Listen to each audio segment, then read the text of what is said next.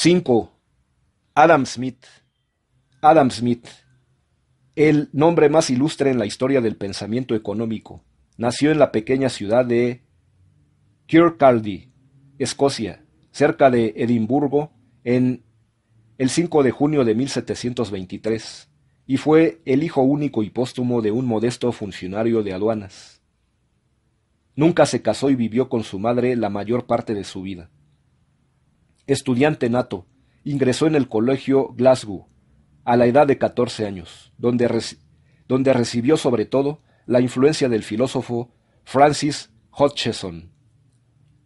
3 años después fue premiado con lo que hoy se denomina beca o pensión para estudiante durante 6 años en el Colegio Balliol de Oxford, institución que en aquellos días estaba sumida en profundo letargo intelectual.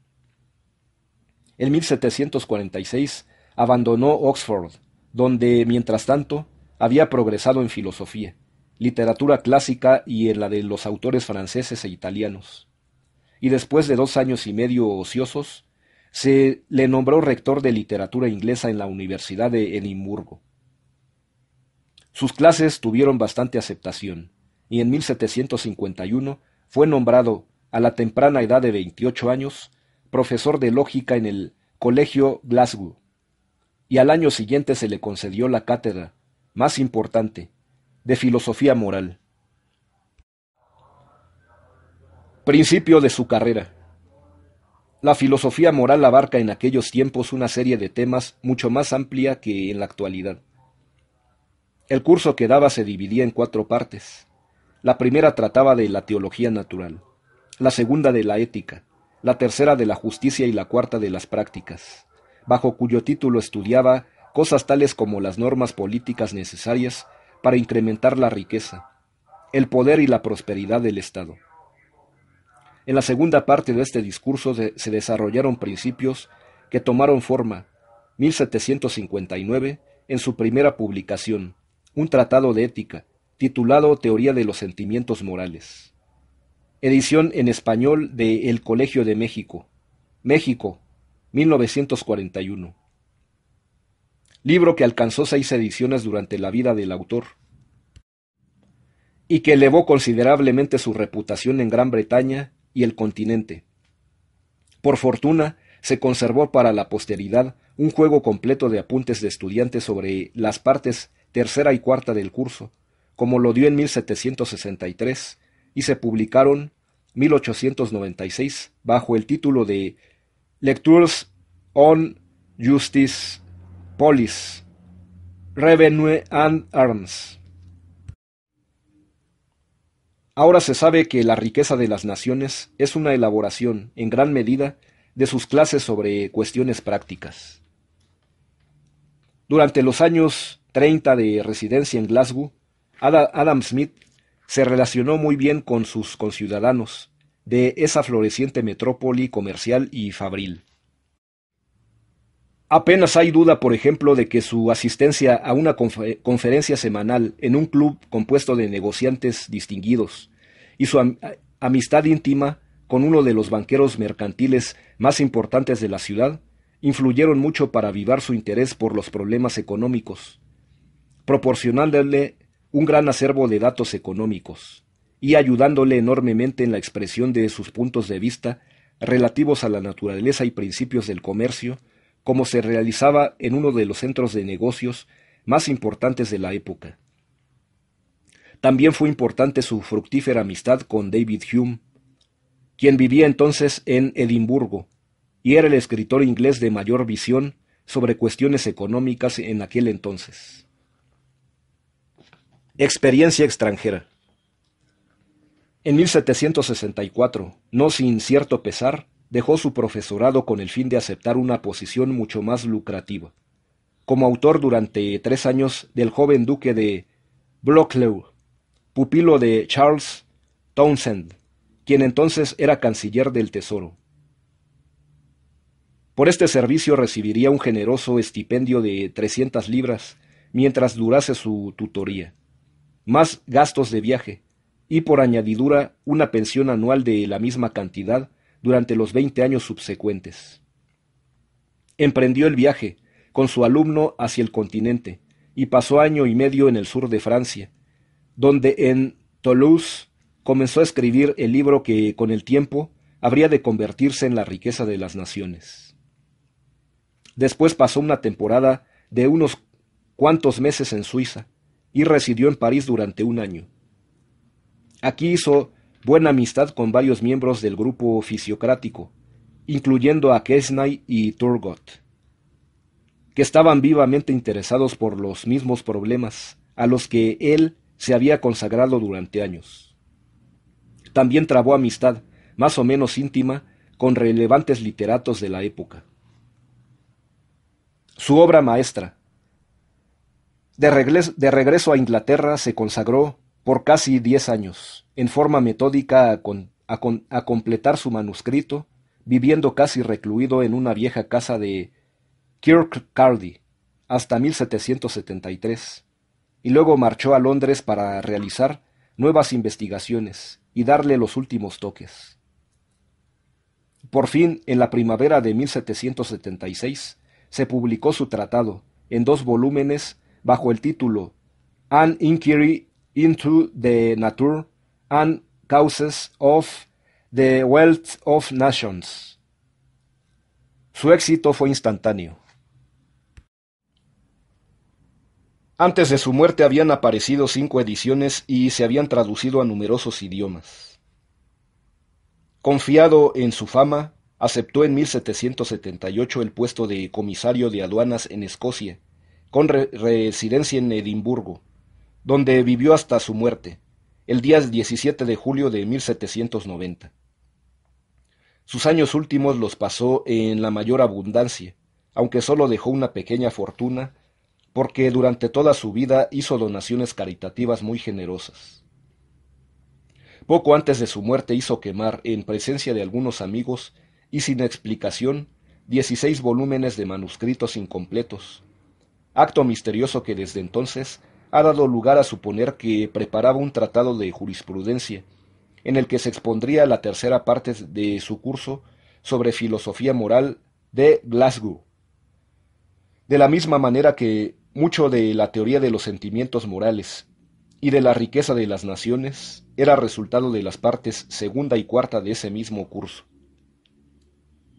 Por lo que se ve, la riqueza de las naciones fue el producto de años y aún décadas de meditación de un hombre que, a la vez que profesor universitario de filosofía moral, era un agudo observador de los acontecimientos contemporáneos, de un hombre que se preocupaba por sus muy extensas y diversas cuestiones, y que, aunque enfrascado en los clásicos, era un sagaz conocedor de los sucesos diarios del mundo de los negocios.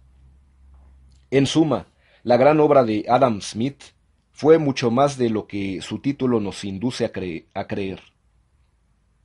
No fue solo un tratado de economía, que estudia desde varios ángulos la riqueza de las naciones, sino una obra filosófica amplísima, en la que se examinaba con gran visión los problemas del bienestar humano. En este libro, de unas 900 páginas, desfilan ante el lector principios económicos, éticos, jurídicos, teológicos. En verdad se trata de una historia y crítica de la civilización europea desde la caída del Imperio Romano hasta sus días. La riqueza de las naciones pudo haberse titulado con absoluta exactitud: Historia y crítica de la civilización de la Europa occidental. El método deductivo. En Adam Smith puede encontrarse la exposición de una inmensa cantidad de datos materiales que detallaremos en las páginas siguientes. Pero lo más importante respecto de esta obra es que no se preocupó tanto de resumir el total conocimiento de la época, más o menos común, o de aducir nuevos hechos, como de la relación mutua o interpretación de los hechos, y la descripción de una nueva perspectiva. En términos generales, la riqueza de las naciones es una serie de meditaciones y conclusiones, mucho más que una adición al total del saber humano acumulado. Fue el resultado no tanto de la investigación como de la meditación y la organización del material ya existente. En vista del imperfecto estado de la estadística en aquel tiempo, Adam Smith solo podía utilizar en el estudio de su tema general el único método disponible que, al parecer, prometía mayor posibilidad de éxito. Con poca fe en la aritmética política, como él mismo señaló, y disponiendo de datos muy fragmentarios y de calidad muy baja, rindió el máximo servicio a la ciencia que podía presentársele entonces, cuando por medio de la deducción ofreció al mundo el pensamiento más cuidadosamente elaborado y las conclusiones más absolutas sobre los fenómenos económicos, así como el conjunto de enseñanzas económicas mejor organizado, desde el punto de vista de la unidad orgánica, que ha proporcionado la historia hasta 1776. Revisar W. C. Mitchell, manuscrito inédito. En verdad, el libro es la efusión de una inteligencia verdaderamente grandiosa. No necesitamos decir que con esto no suponemos que, aunque se esforzó por comprobar sus deducciones por medio de la observación personal y la investigación histórica, no haya incurrido en muchas contradicciones y sea susceptible de error. Con frecuencia, la característica más importante de las grandes inteligencias ha sido la inconsistencia, y Adam Smith no puede considerarse en modo alguno como el portador tipo de la consistencia o exactitud en sus puntos de vista, ni ensalzarse demasiado de sus facultades de originalidad. Por ejemplo, en este libro se citan aproximadamente un centenar de autores, algunas veces sin hacer referencias, y lo mismo es cierto que Adam Smith utilizó muchísimo la obra de sus predecesores. Ningún hombre puede jactarse de ser completamente original. Pero ningún escritor anterior poseyó su sorprendente equilibrio de pensamiento o amplitud de visión, o su habilidad para fundir en un todo coherente los productos más admirables de otras inteligencias. Aunque usó materiales fácilmente accesibles a cualquiera, y no es en ningún sentido un iniciador, sin embargo, vio los fenómenos económicos en forma más comprensiva que cualquier otro antes que él, y sentó los cimientos para las especulaciones de los pensadores que habían de seguirle. Si a esto se añade el encanto literario de la riqueza de las naciones y la claridad y fluidez con que, en su mayor parte, expresa las opiniones y entremezcla los hechos con el razonamiento, no hay razón alguna para negarle el atributo de genio. Ciertamente, son pocas las muchas verdades económicas ahora corrientes que él nos hubiera por lo menos vislumbrado. Además, no hay ninguna otra obra sobre economía producida durante esta época de la que pueda afirmarse que todavía se sigue leyendo en todas partes. A pesar de todos los defectos evidentes, se clasifica casi unánimemente como el Tratado de Economía y como una de las obras clásicas de todas las épocas que más influencia han ejercido. Examen de su obra maestra. La riqueza de las naciones consta de una introducción de 3 páginas, en la que se delinea el plan de la obra, formada por 5 libros y un breve apéndice. Los 2 libros primeros comprenden lo que, hace relativamente pocas décadas, se ha llamado teoría económica. El tercero tiene un estilo histórico y describe los progresos de la civilización europea. El cuarto libro está dedicado a un examen crítico del mercantilismo y la fisiocracia. En el quinto y último libro se presenta atención al tema de la hacienda pública en muchas de sus ramificaciones. El título de cada capítulo comienza con la palabra de. Si la ordenación de temas pareciese algo extraña, debe tenerse en cuenta la explicación aparentemente satisfactoria de que el autor, como otros muchos profesores universitarios, no hizo más que desarrollar sus lecciones cuando las publicó en forma de libro. En la sentencia memorable de la introducción, Adam Smith se declaró firme creyente en que el trabajo anual de cada nación es el fondo que la surte originalmente de todas aquellas cosas necesarias y útiles para la vida que consume anualmente y que consisten siempre o en el producto inmediato de aquel trabajo, o en lo que con aquel producto se adquiere de las demás naciones. Este famoso pasaje, que ha sido causa de tanto malentendido, no pretendía en modo alguno restar importancia a la parte que el capital o los recursos naturales desempeñaban en la producción, sino más bien establecer en su verdadero sentido la distinción de su propio punto de vista, en ninguna forma original del que había formulado los mercantilistas y los fisiócratas. Los fisiócratas habían erigido su sistema sobre el supuesto de que toda la riqueza procede de las actividades extractivas únicamente, en tanto que los mercantilistas habían tratado de exaltar la importancia de los metales preciosos sobre todas las otras clases de riqueza. Por el contrario, Adam Smith, suponiendo que los recursos naturales de todas las naciones están fijados más o menos arbitrariamente, percibió claramente que la verdadera fuente de la riqueza hay que hallarla en la actividad humana, y que la riqueza es mucho más una corriente de productos que una oferta disponible de productos. El trabajo, fuente de riqueza. Así se concibe en el libro 1, titulado De las causas del adelantamiento y perfección en las facultades productivas del trabajo, y del orden con que su producto se distribuye naturalmente entre las diferentes clases de pueblo, para estudiar con más extensión el trabajo como fuente de riqueza de las naciones. Este libro, dividido en 7 capítulos, se ocupa de 3 cuestiones: producción, cambio y distribución. En el primer capítulo, el más famoso de los 32 que tiene el tratado, afirmó que el hecho cardinal de la vida económica es que la producción de la riqueza puede realizarse mejor mediante una adecuada organización del trabajo, explicando sus ventajas en razón de la gran destreza que adquiere con ella cada trabajador.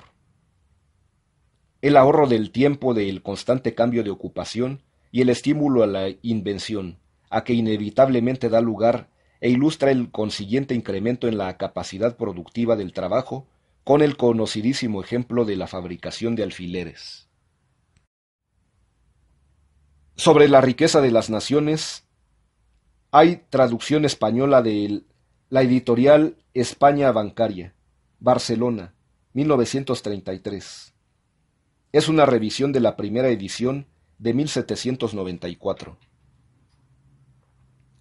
En los siguientes capítulos no logra tanto éxito al pretender encontrar el origen de la división del trabajo en la propensión de la naturaleza humana, al trueque, permuta o cambio de una cosa por otra. Pero con su inimitable sentido común llegó a afirmar que la división del trabajo se basa fundamentalmente en la necesidad del hombre de la cooperación y ayuda de las grandes multitudes. El hombre, declaró, se especializa en su trabajo a causa del llamado a su propio interés. El punto crucial de todo esto descansa, una vez más, no en sus varias versiones del principio y efectos de la división del trabajo, sino en el papel principal que asignó al trabajo y a su proceso especializado, y en la forma en que se concibió la producción como un todo. Para Adam Smith, una nación vive satisfecha únicamente cuando hay abundancia de productos disponibles para distribuirse equitativamente entre las diferentes clases de la sociedad, abundancia condicionada a una creciente división del trabajo y a su vez a una ampliación permanente del mercado. Dinero, precios y valor. Como la extensión de la división del trabajo depende del cambio de productos, Adam Smith hizo en el capítulo 4 un examen breve y convencional del origen y uso del dinero como instrumento para facilitar el cambio. Y como el dinero no es más que un medio de expresión del valor, sigue después un estudio acerca del tema, mucho más discutible del valor.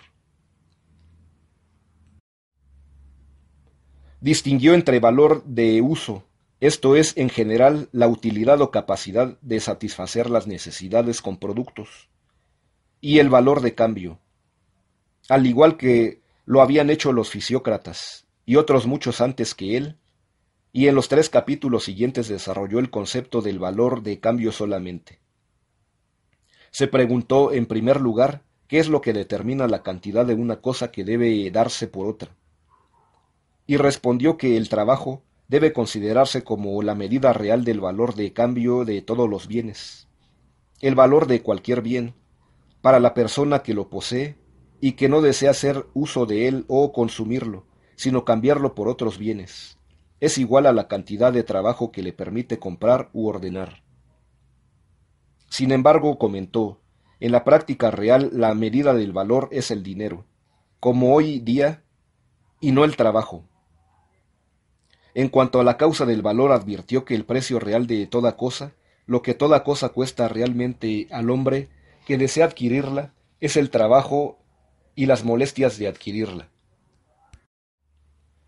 En la sociedad primitiva, añadió, el valor de cambio se fijaba exclusivamente por la cantidad de trabajo empleado en la producción, mientras que en los estadios de civilización más avanzados, los precios se hicieron más complejos, debido a la acumulación de capital y a la mayor escasez de tierra apetecible, y se forman la mayor parte de las veces con los 3 elementos: salarios, renta y ganancias.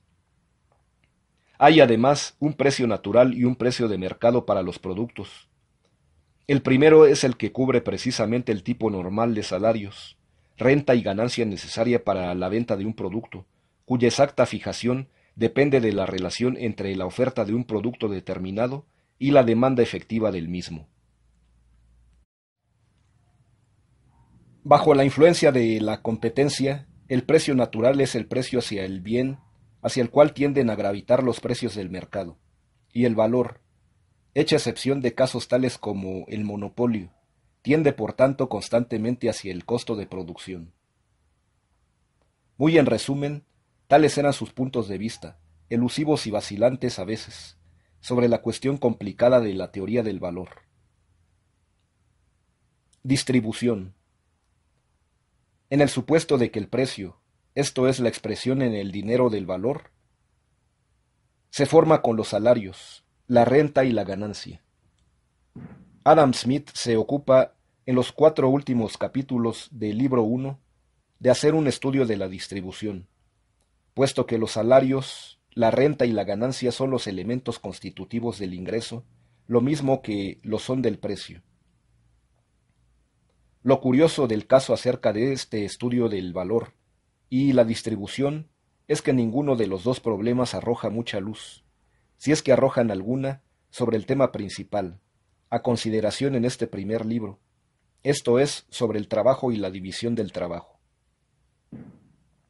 La conjetura casi universal, aún desde la publicación de La riqueza de las naciones, ha sido que la intercalación en este lugar de una teoría de la distribución fue una idea posterior, surgida muy probablemente por su asociación con los fisiócratas. Sin embargo, hay cierta base para creer que la crisis comercial británica de 1772, que produjo la quiebra de un banco en cuya liquidación parece que tomó parte Adam Smith, junto con la aparición de las monografías de William Temper y Dean Tucker, despertaron en él un interés tardío por el tema del capital y la distribución, y le hicieron ver su importancia. Ya fuese que sus ideas sobre estos temas las tomara o no con los fisiócratas, su teoría de la distribución parece un remiedo y es todavía menos satisfactoria que su teoría del valor. Canales de la distribución. Adam Smith manifestó que en toda sociedad civilizada hay 3 grandes órdenes o clases de perceptores de ingresos, y que los demás los obtienen de estos 3, a saber, los obreros, que reciben salarios, los terratenientes, que reciben renta, y los capitalistas, que reciben utilidades o ganancias. Pensaba que los salarios dependían de la fuerza relativa de contratación de los patronos y empleados, aunque a la larga rendían, quizás, hacia un nivel mínimo de subsistencia, fijado por el precio corriente o medio de las provisiones. La renta nace cuando se apropia la tierra. Es el pago que se hace al terrateniente por el uso de la tierra y varía según la fertilidad y situación de la misma. Juzga al terrateniente como un monopolista, a la inversa del punto de vista moderno, y la renta como una forma de extorsión, aunque no habría renta si no fuera por la gracia y generosidad de la naturaleza.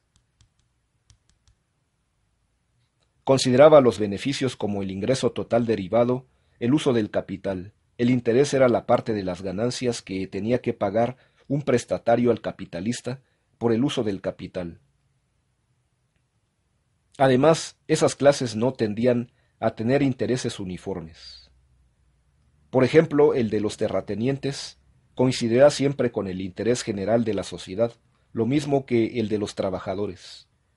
Pero el de los capitalistas, por el contrario, es diferente del de aquella, porque los capitalistas son egoístas y están tratando de continuo de confinar los trabajos de la competencia dentro de los límites cada vez más estrechos. Capital. El tema del libro 2, segundo también por su brevedad, se titula De la naturaleza, acumulación y empleo de stock. Por stock entiende Adam Smith lo que hoy día se denomina generalmente capital. Una de las muchas incongruencias que se advierten en la riqueza de las naciones es que el problema de la producción se ofrece al lector en los primeros capítulos del libro 1. Luego se interrumpe su estudio por una extensa digresión acerca de la distribución. Casi 4/5 del libro 1 se refieren al examen de la distribución, y el resto del tema se reanuda en el libro 2. Sin embargo, esta incongruencia se compensa por el hecho de que Adam Smith inició e hizo aportaciones originales a los problemas de producción y distribución en extensión incomparablemente mayor que en el resto de su obra. Le corresponde la gloria de ser el primero que formuló ciertas proposiciones fundamentales que han ejercido máxima influencia sobre la inmensa masa de literatura económica posterior, como en el caso de la división de los ingresos en salarios, renta y beneficios. También fue el primero que trató in extenso muchas cuestiones importantes hasta entonces tocadas con precipitación. Por ejemplo, ver sus capítulos sobre los salarios del trabajo. Hay mucho que puede y debe ser examinado en las nuevas investigaciones que se hagan de los escritos de quien, no importa lo confuso de sus términos, inició en nuevos campos al pensamiento económico, y cuyas teorías han recibido en consecuencia confirmación bien importante. El libro 2 consiste fundamentalmente en un examen detallado del stock, del que Adam Smith había dicho en el libro 1 que era uno de los 3 factores de la producción, siendo los otros 2 el trabajo y la tierra. En el libro 1, asimismo, afirmó que el grado a que puede llevarse la división del trabajo está limitado por la amplitud del mercado y la naturaleza del sistema monetario. Avanzando un paso más en su argumento, en el libro 2 sostuvo que la división del trabajo estaba limitada también por la cantidad de stock acumulado y era proporcionado a esta cantidad porque tal acumulación debe ser lógicamente anterior a la división del trabajo. Y por eso el trabajo puede subdividirse cada vez más solamente cuando el stock se acumula previamente cada vez más. Se estimó no solo que la cantidad de negocios, sino también la eficacia de cada empresa económica son proporcionales a la acumulación de stock. En resumen, lo que trató de remachar en el libro fue que la división del trabajo, las funciones del capitalista y el patrono, o el emprendedor, son de máxima importancia. La riqueza se deriva del trabajo, y cuanto mejor se organice éste, es mayor la cantidad de riqueza que crea. Afirmaba que el capital, logrado por medio del ahorro y dirigido por el patrono, era la fuerza que ponía en movimiento la maquinaria productiva de la sociedad, al proporcionar trabajadores con el alimento, herramientas, maquinaria, edificios, etc., necesarios y determinaba su eficacia.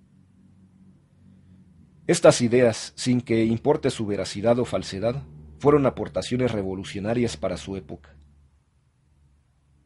Después de afirmar en el capítulo 1 que el stock, ya sea individual o social, era de dos clases: el que se destinaba al consumo inmediato y el que se empleaba para producir un ingreso, y que denomina capital, hace una investigación detallada del capital bajo los dos rubros de fijo y circulante.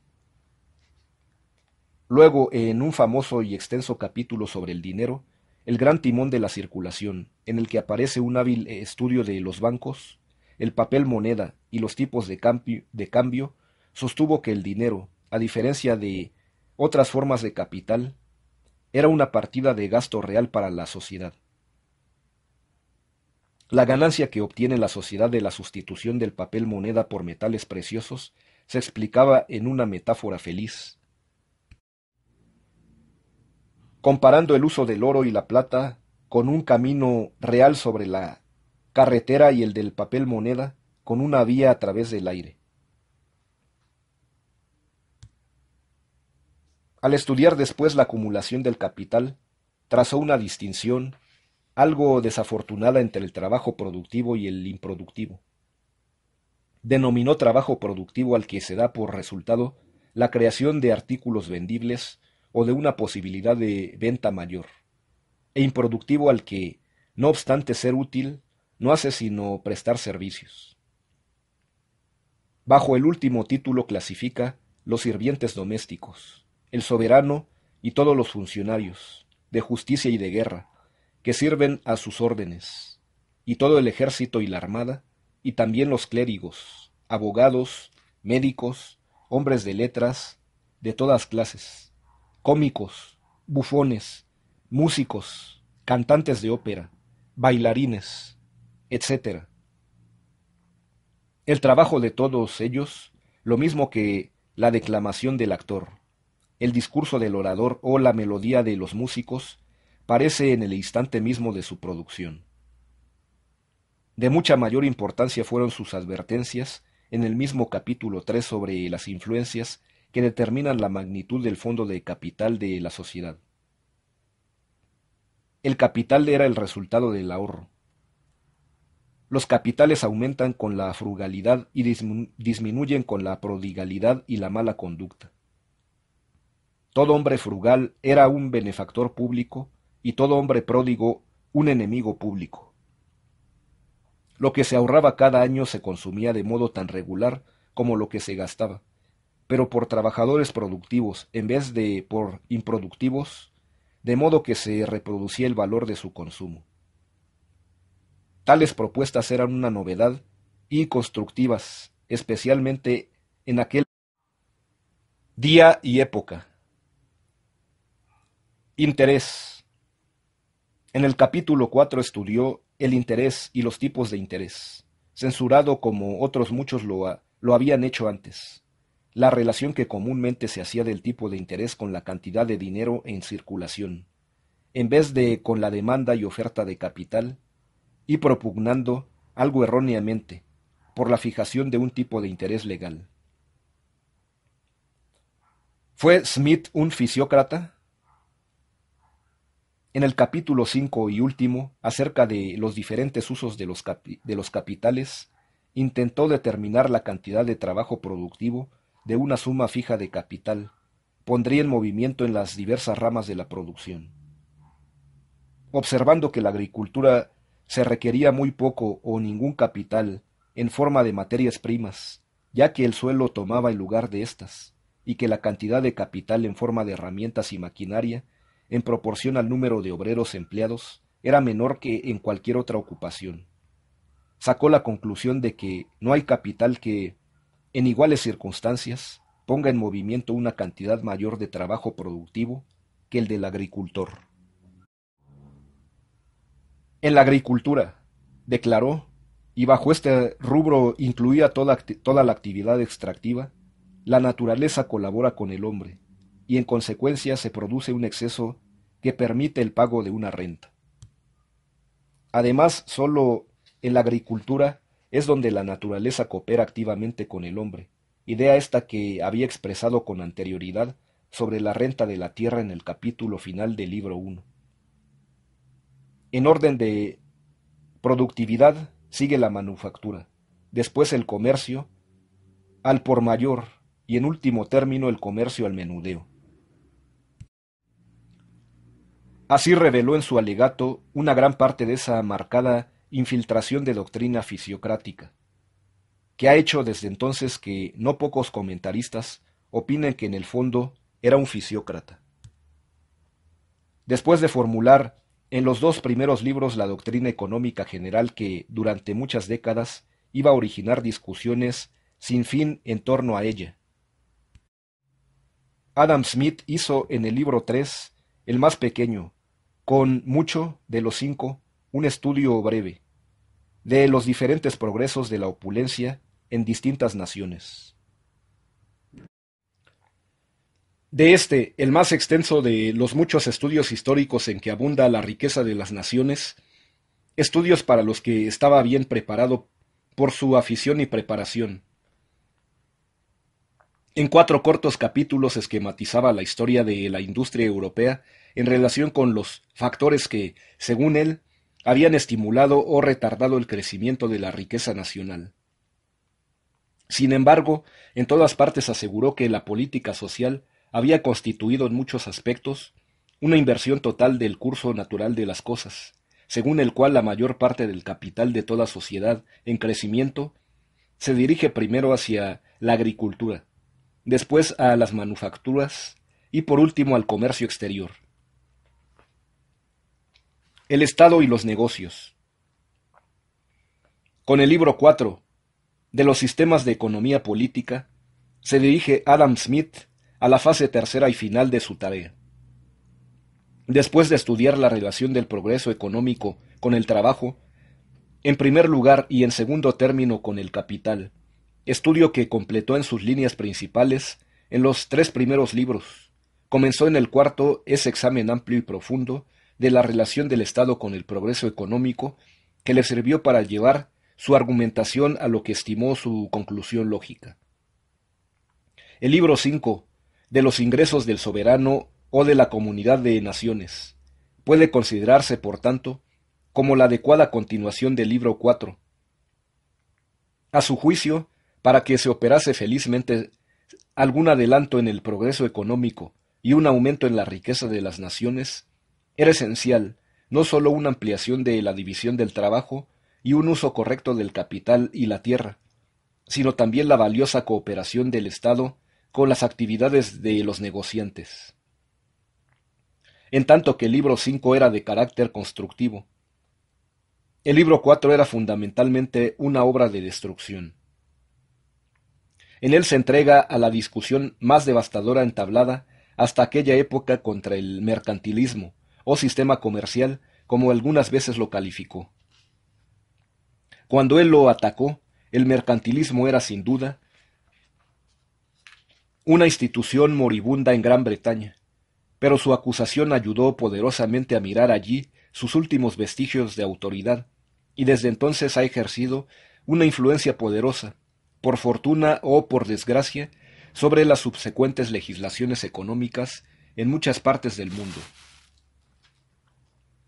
En resumen, alzó su voz en favor de la libertad económica, propuso elevar al máximo la riqueza por medio de la reducción al mínimo, más que por su elevación al máximo, de la interferencia estatal en la economía. En lugar de una economía estatal planificada, abogó por la supresión de obstáculos legales para el ejercicio de la iniciativa privada política, que desde entonces se ha apodado con frecuencia como programa de estate quieto o siéntate. Sin duda, enunciar este punto de vista no era original en ningún sentido. Muchos pensadores anteriores habían abogado por la abolición de las barreras aduaneras y contra todas las formas de monopolio, y la producción en un país de aquellos artículos para los que estaba mejor dotado. De hecho, en esa misma época en Francia, los fisiócratas defendían con ardor una política de laissez-faire. Las ideas de libertad industrial flotaban en el aire, por así decirlo, sobre el continente, en Gran Bretaña y en todas partes. Hostilidad al mercantilismo. La creencia de Adam Smith en la superioridad de la iniciativa individual sobre la empresa vigilada por el Estado como el método adecuado de fomentar la prosperidad nacional no se basaba en modo alguno en los resultados de investigaciones estadísticas, ya que no podía disponer de ese método. En su época, todo país importante del mundo perseguía, al menos en teoría, una política mercantilista, y los datos estadísticos, cuando se podían obtener, eran escasos y no muy de fiar.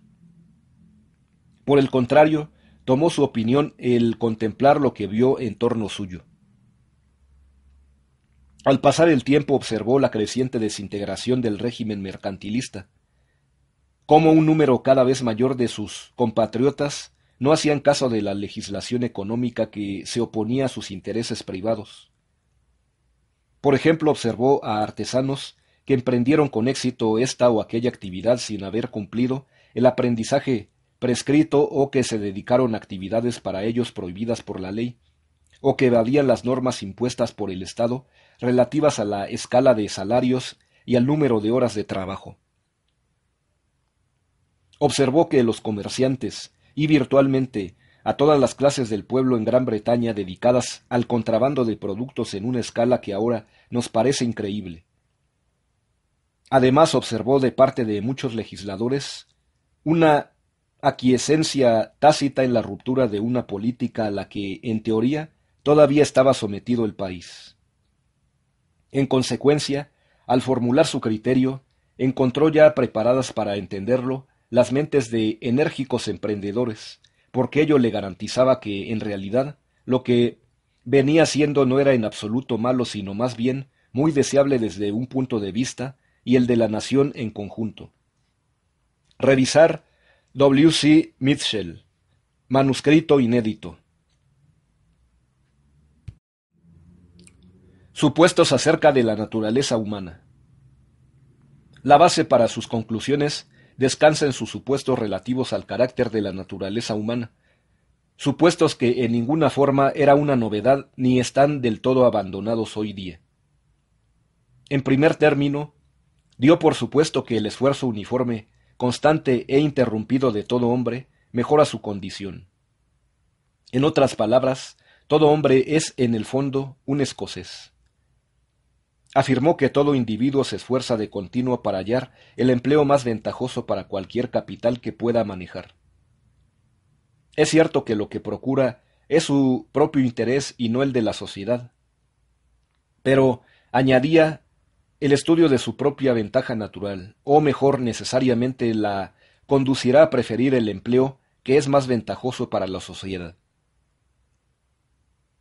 En este, como en muchos otros casos, está dirigido por una mano invisible hacia un fin que no formaba parte de su intención.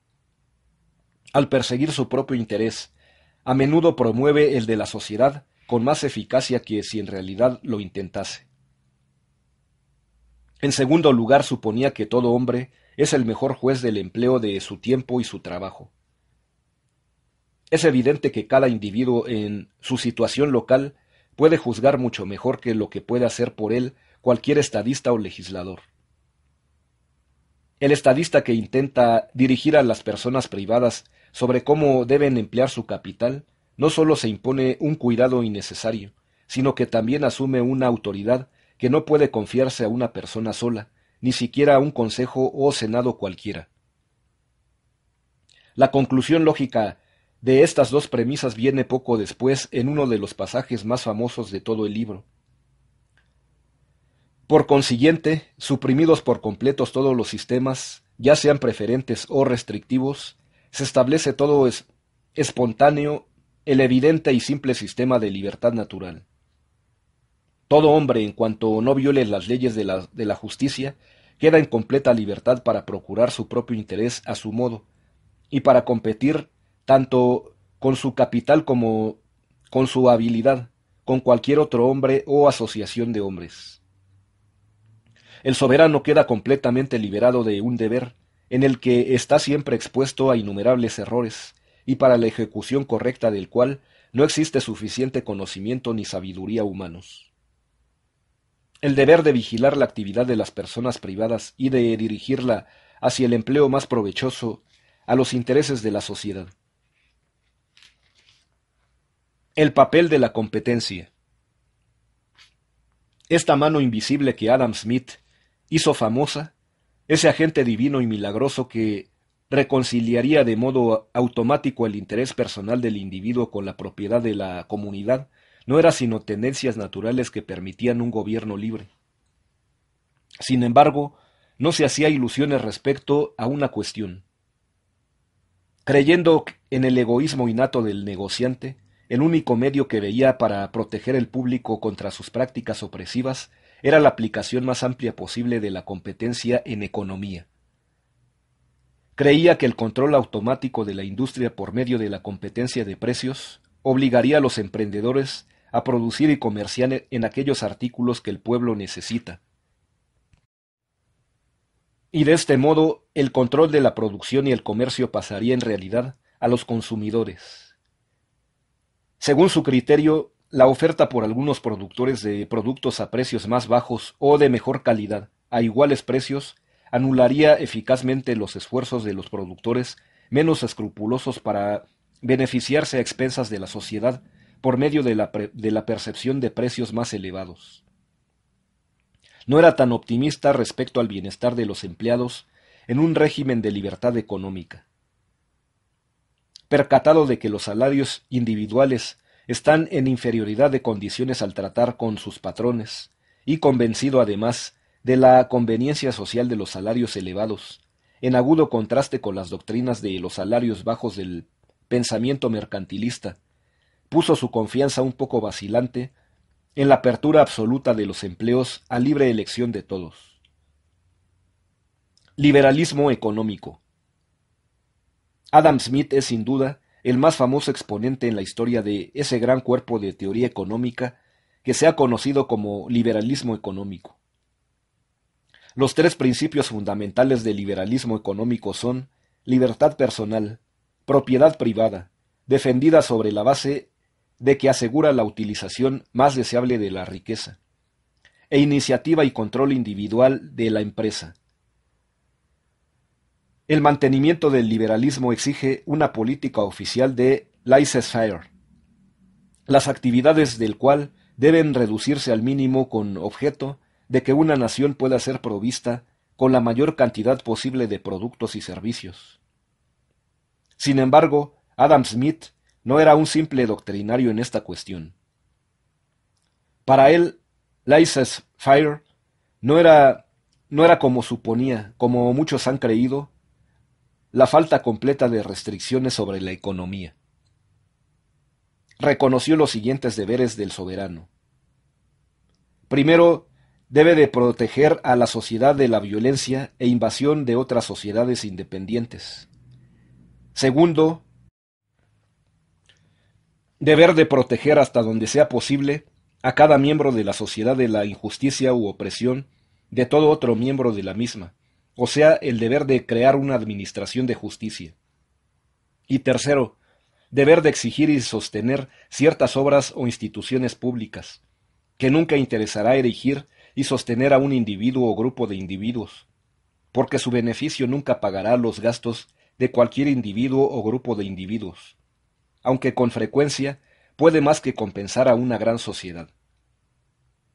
En esta última categoría incluye obras tales como la construcción de carreteras y canales, el mejoramiento de los puertos y la educación gratuita a quienes no pueden pagársela. También otras medidas de inversión estatal que merecen su aprobación, pues era un verdadero patriota consciente de que los intereses económicos deben sacrificarse en ocasiones en aras de los esenciales a la defensa de un país. Afirmó que la defensa del país era más importante que la opulencia, y por eso favoreció la protección a la navegación inglesa de las leyes de navegación, y aceptó los impuestos sobre la importación de artículos como el nitrato con el fin de que una nación pueda ser autosuficiente en tiempo de guerra. Además, si se cargaban impuestos sobre artículos producidos en el país, debía gravarse las importaciones de esos productos con los impuestos correspondientes, eliminando así la carga que de otra manera gravitaría sobre los productos nacionales. En consonancia con esto estaba su justificación de la concesión de privilegios temporales de monopolio a las compañías que asumiesen grandes riesgos en empresas que a la larga prometiesen contribuir a la propiedad de una nación. No sería justo despedirnos de Adam Smith sin mencionar su convicción firme sobre dos cuestiones de máxima importancia. Con un sentido común poco frecuente, sostuvo que sería perjudicial e imposible una promulgación universal repentina de la libertad económica, con una perspectiva amplia del futuro previo el probable surgimiento de una civilización en la que consideraciones de salud o de moral públicas podían exigir limitaciones al principio de laissez-faire, mucho mayores que las que él estimaba adecuadas para los países europeos de su tiempo. Sus puntos de vista sobre la fisiocracia. Para dar fin a este breve estudio, quedan dos cuestiones más, examinadas en el libro 4. En el último capítulo, que es el 9 de este libro, titulado curiosamente, de los sistemas agrícolas o aquellos sistemas de política económica que representan el producto de la tierra como la única o principal fuente de ingreso y riqueza de todo país, procedió a hacer una crítica de las doctrinas fisiocráticas, mucho más concisa y menos demoledora que las que había hecho en los 8 capítulos anteriores contra los dogmas del mercantilismo. De acuerdo con los fisiócratas en su denuncia de las medidas mercantilistas, tales como la minuciosa reglamentación de la industria, los monopolios, fijación de salarios y precios, tratados comerciales, descuentos, primas, prohibiciones y aranceles elevados. También estuvo de acuerdo con ellos en destacar la mayor productividad de las industrias extractivas sobre todas las demás. Será sin duda un problema de larga controversia el de si, al aceptar la esencia de la fisiocracia, se alineó o no con el pensamiento fisiocrático. El consumidor. Escondido al final del capítulo 8, hay por fin una breve referencia a un aspecto de la economía, el consumo, que sólo ha adquirido personalidad en la literatura de hoy día. Durante innumerables siglos el problema económico más apremiante para la humanidad era el del aumento de la producción, motivado por la escasez crónica de medios de vida, lo que justifica con amplitud esa falla de los pensadores, hasta épocas relativamente recientes, en prestar atención al tema del consumo. Aunque tomase la idea de los fisiócratas, hay que decir en honor de Adam Smith que reconoció la gran importancia del papel que el consumidor desempeña en la sociedad. El consumo es el único fin y propósito de toda producción, y el interés del productor debe ser solamente, hasta donde pueda ser necesario, el del consumidor. La máxima es tan perfectamente evidente que sería absurdo intentar probarla. Esta sentencia no es hoy menos válida que cuando se formuló en La riqueza de las naciones. En realidad el consumo está a la cabeza de todo el sistema económico, y nada será tan necesario como una comprensión completa de los principios de esta rama particular de la economía. Cualquiera que profundice un poco, es del todo evidente que, a la larga, los mejores negocios son los que adaptan sus productos y servicios a las necesidades conocidas de los consumidores. Impuestos. En el libro 5 y último del ingreso del soberano de la comunidad, Adam Smith examina las funciones económicas del Estado e investiga los efectos sobre la riqueza de una nación de los gastos realizados por el Estado y los medios por los cuales obtiene sus ingresos. En realidad, el libro 5 es la conclusión de una tesis comenzada en el libro 4, según la cual los progresos económicos dependen en último análisis de la adecuada coordinación de las actividades del Estado con las de los negociantes. En los 3 extensos capítulos de este último libro hay poco de original, pero mucho de sugestivo y constructivo. En oposición al punto de vista aceptado desde hacía tiempo de que las tierras de la corona debían considerarse como la fuente principal de ingresos públicos, centró su atención en el uso de impuestos únicamente. Sus famosas 4 reglas o cánones de tributación, que por supuesto se pueden encontrar casi literalmente en alguno de sus predecesores franceses, son probablemente lo mejor conocido de este libro. En un lenguaje merecidamente admirado, dictó las bases esenciales de un sistema justo de impuestos. A. Fijados de acuerdo con la capacidad de quienes han de pagarlos. B. Caracterizados por la certeza de su cuantía. C. Percibidos en la época y forma más conveniente para el contribuyente. Y D. Tan ingeniosos que su percepción resulte lo más económica posible. Concretamente, sostuvo que la base más deseable para el impuesto era la renta, mejor que los salarios o ganancias, inclinándose hacia la posición sostenida por los fisiócratas. Los negociantes y los terratenientes serían afectados por medio de impuestos sobre el lujo.